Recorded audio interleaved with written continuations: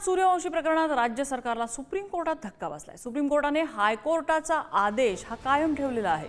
मारहाण करणाऱ्या पोलिसांवर गुन्हे करण्याचे आदेश होते। राज्य सरकारने या निर्णयाला सुप्रीम कोर्टात आव्हान दिलं होतं। प्रकाश आंबेडकर यांनी एक पोस्ट करत या संदर्भात माहिती दिली आहे। हायकोर्टाने एक आठवड्याच्या आतमध्ये FIR दाखल करा अशी ऑर्डर होती। आजपर्यंत FIR दाखल झालेला नाही, तेव्हा कोर्टाच्या निर्णयाचा उल्लंघन झाले अशी परिस्थिती आहे। तेव्हा कोर्ट आता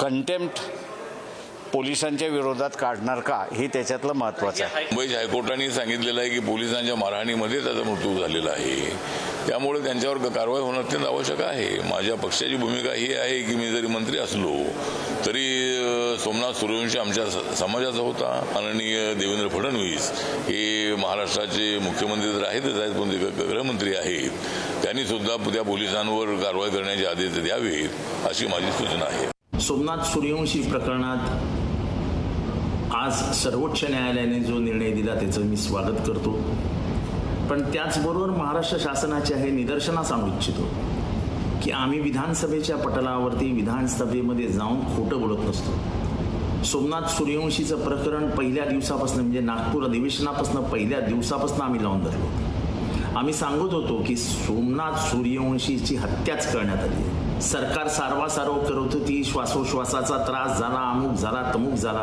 पहिल्यांदा उच्च न्यायालयाने ते खोटं रडवलं आणि सर्वोच्च न्यायालयाने आज शिक्कामोर्तब करावं।